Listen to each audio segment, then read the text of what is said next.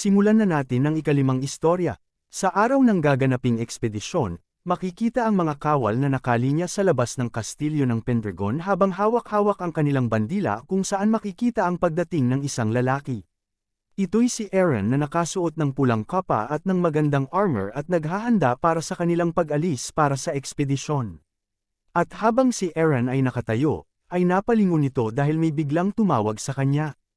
Ito'y si Helene, ang ina ni Aaron, at ito'y yumakap sa kanyang anak at nagsabi ito ay dapat na bumalik na maayos at ito'y makauwi ng ligtas dahil iyon ang pinaka-importante sa kanya.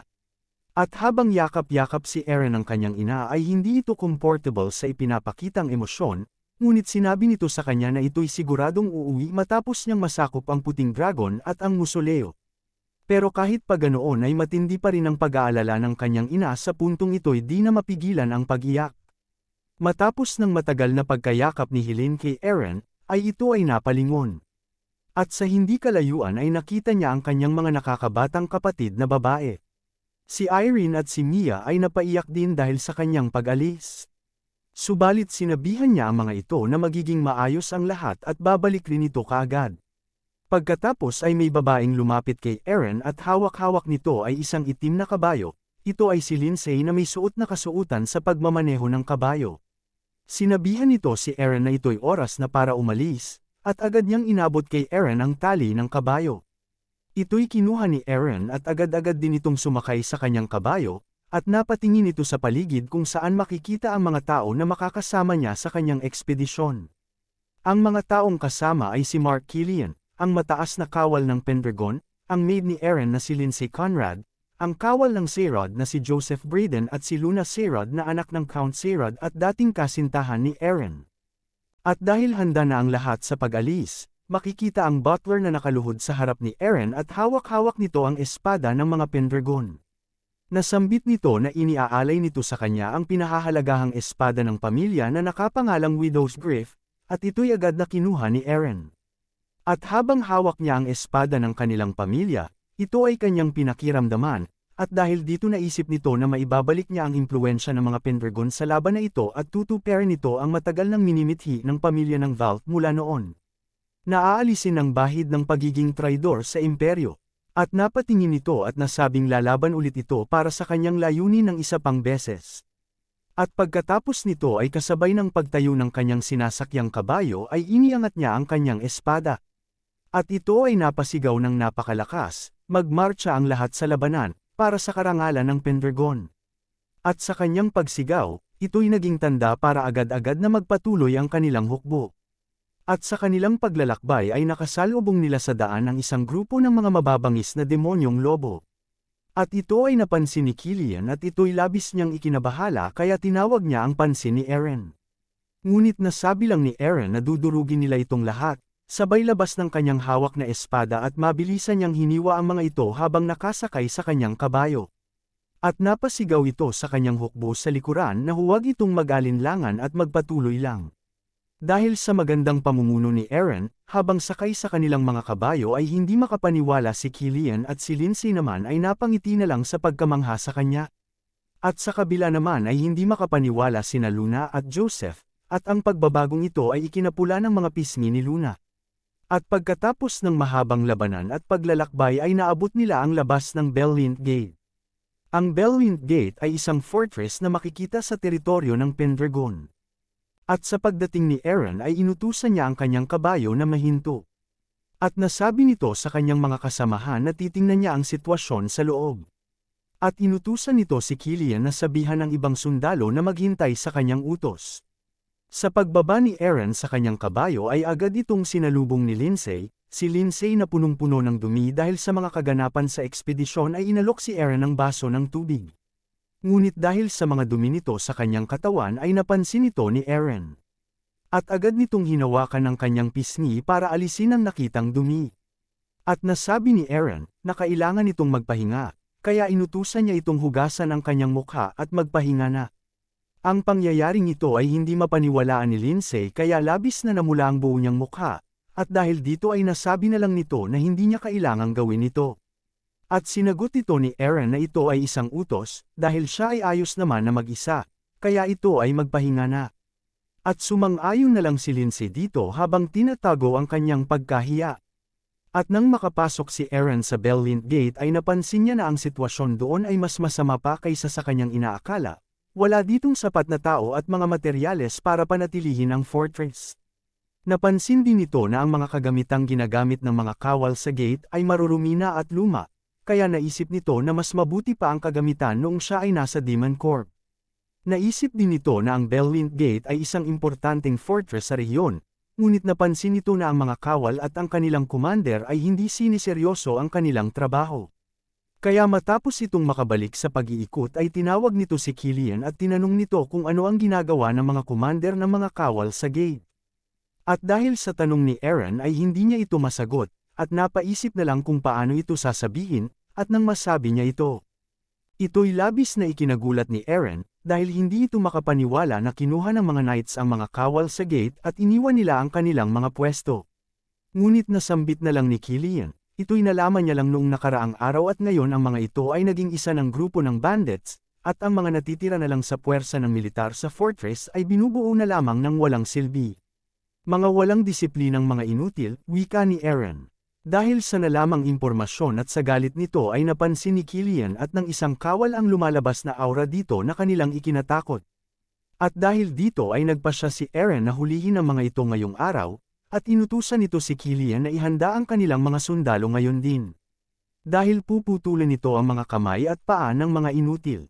Sa isang abandonadong monasteryo naman sa South Norton Village, na teritoryo ng mga Pendragon, ay may makikitang mga kawal na nag-iinuman sa harap ng mga bangkay at ng mga kaawa-awang bata na kanilang kinuha. Ang mga ito ay nag-uusap tungkol sa balita sa pagkagising ni Aaron, at nasambit ng isa dito kung narinig ba nila ang balita ng paggising ng sutil na Pendragon at nasabi ng isa dito na ito ay magandang timing dahil nagsasawa na ito sa pagpatay sa lahat ng babae at mga bata dito. Nasabi din ng isa kung ano kaya ang magiging itsura ng batang Pendragon kung ito ay papatayin niya. Samantala, sa loob ng pribadong kwarto ng Duke sa Bellint Gate, makikita ang dalawang kawal na sina Killian at Joseph na nasa harapan ni Aaron. At ito ay may inuutos sa dalawa, sambit nito na para sa pagsupil ng mga magnanakaw kinabukasan, kailangan niya ng dagdag na mga sundalo. Ngunit sinagot ito ni Killian na ito ay magdudulot ng kawalan ng mga commander at sundalo na mananatili para protektahan ang fortress. Pero nasambit ni Aaron na ang mga ito ay manghihiram ng mga sundalo galing kay Count Sayrod para magbantay sa fortress. At napasagot dito si Joseph na dahil sila ay tumuloy sa kastilyo ng Duke ng ilang araw, sila ay tutulong bilang pasasalamat. Dahil sa mga sinabi ni Joseph ay napaisip si Aaron. Naisip nito na mahirap na pagkatiwalaan ang mga salita na lumalabas sa isang taong hindi mapagkakatiwalaan. Hindi alam ni Aaron kung ano ang pinaplano nito. Ngunit hahayaan niya lang ito muna sa ngayon. At ito ay ayos lang basta't ang pamilya Sayrod ay mananatiling kapaki-pakinabang sa kanya. At dahil dito, napaabiso si Aaron na baka mayroong tutol sa pagbabantay ng fortress gamit ang ibang pamilya. Ngunit sinagot ito ni Killian na ito'y hindi problema, at nasambit nito na alam nito na hindi ito ang oras para mag-alala sa kanilang imahe. Bukod pa, ang pinuno ng mga magnanakaw, na si Del Jeffrey, ay nagawang humila ng higit pa sa 20 sundalo na tumatakas sa ganoong oras, kaya ang kanilang bilang ay mas lalong tumataas habang sila ay nagsasalita kaya mas mabuti na damihan din nila ang kanilang bilang. Ang mga sinabi ni Killian ay labis na ikinatuwa ni Aaron, at nasambit nito na masaya ito dahil ito ay mabilis na makaunawa. Kaya nagtanong ito ng karagdagang impormasyon tungkol kay Del Jeffrey. At nasambit ni Killian na itong si Jeffrey ay tiyak na isang knight na magaling gumamit ng espada. Subalit ito ay isang mayabang na lalaki dahil buong pagmamalaki ito na nanghingi ng titulo kasabay pa ng 3 teritoryo sa kalapit ng Bellint Gate pagkatapos bumagsak ng duke, subalit ito'y tinanggihan ng dukesa, at habang mas naging masama ang ugnayan nito sa mga Pendragon, iniwan nito ang gate kasama ang iba pang mga sundalo. Ito'y nauwi sa kasalukuyan, kung saan, bilang isang bandit ay nagawa nitong sakupin ang mga lugar malapit sa South Norton Village. Sa isip pa ni Aaron, ginamit nito ang kanyang utak ng maigi. Dahil sa halip na kunin nito ang gate, mas madaling palawakin ang kapangyarihan sa pamamagitan ng pagsakop sa mga lugar sa labas ng gate. Naisip din ni Aaron na ganun din ang kanyang gagawin kung siya ay nasa kanyang posisyon. At nasambit ni Killian na kamakailan lang, ang mga babae at bata ay naaabuso ng walang pigil, at ang mga village ng South Norton ay nasa kaguluhan. Kaya maaari na ang mga ito ay magsimula na sakupin ng fortress. Kung hindi nila ito aaksyonan kaagad. At sumang-ayon si Aaron dito, at habang tinuro nito ang isang lokasyon sa mapa sinabi nito na siya ang mangangasiwa sa buong operasyon na kanilang gagawin, ngunit iiwan nito ang pamumuno kay Killian. At ito ay tinuro niya. Dahil dito ay nagulat si Killian, at sinabihan nito ni Aaron na ang mga sundalo ay nakikinig sa kanyang mga utos sa buong panahong hindi ito makagalaw. Kaya malamang ang mga sundalo ay mas makikinig sa mga utos galing dito, kesa sa kanya na wala pang may nabuong relasyon sa kanila. Kaya iiwan nito ang pamumuno kay Killian. At nang marinig ni Killian, siya ay nabuhayan ng loob at namula ang kanyang mga pisngi. At nasambit nito na siya na ang bahala dito. At si Aaron ay nagbigay ng opisyal na utos sa dalawa. Sinabihan niya na si Sir Killian ang magpapamahala sa mga sundalo at si Sir Brayden naman ay sasali bilang suporta sa kanilang misyon. At sila ay maagang aalis kinabukasan, kaya sila ay kailangan ng magpahinga. At ang dalawa ay sumunod sa utos, pero bago pa makalabas si Killian ay tinawag ito ni Aaron, at sinabi nito na gusto nitong humingi ng patawad sa nangyari sa kanilang laban noong nataman siya sa bituka na kanyang ikinahimatay. Dahil dito ay naantig si Killian sa kanyang mga sinabi at napaluhod ito at nasabi na hindi nito kailangan humingi ng patawad, dahil walang may nasira sa kanyang mga buto kaya wala itong problema.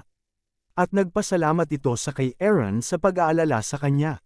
Kaya napangiti na lang si Aaron at nasabi na ito ay umaasa sa kanya, at sa mga kawal ng Pendragons. Sa lugar naman sa paligid ng South Norton Village, makikita ang isang village na puno ng mga bangkay ng mga tao. Makikita dito ang pag-torture sa mga tao kung saan sila ay inaapakan ng mga kabayo, at ang mga sakay nito ay labis na natutuwa sa kanilang ginagawa. Dito makikita ang isang matabang lalaki na nakasakay sa kabayo at may hawak na espada. At inuutos nito sa kanyang mga kasama na patayin lahat ng mga babae at mga bata na nasa kanilang daan. Ang matabang lalaki na ito ay si Del Jeffrey, ito ay dating kawal ng Bellint Gate na ngayon ay naging pinuno ng mga bandits. Tatawagin na lang natin itong Jeffrey. At habang si Jeffrey ay masaya sa pagpatay ng mga tao ay may napansin ito na mag-ina sa di kalayuan. Kaya nilapitan niya ang mga ito at nakita niya na ang dalawa ay yakap-yakap ang kanilang sarili dahil sa labis na takot sa mga pangyayari. At nang ito ay lapitan ni Jeffrey ay ang babae ay nagmakaawa na kahit buhayin na lang ang kanyang anak. Ngunit nasambit ni Jeffrey na ito ay kanyang teritoryo. At tinanong nito kung alam ba nito ang nangyayari kung hindi ito nakikinig sa may-ari ng kanilang lupain. At dagdag pa nito na ang mga taong ito ay walang maibibigay kaya wala silang halaga.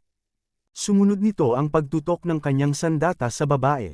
Dahil dito, ang mag-ina ay natakot kaya niyakap ng ina ang kanyang anak at nagmakaawa ito na tumigil si Jeffrey. Ngunit kahit ano pang pagmamakaawa ang ginawa ng babae, hiniwa niya pa rin ito gamit ng kanyang espada, at ito ay agad na ikinamatay ng babae.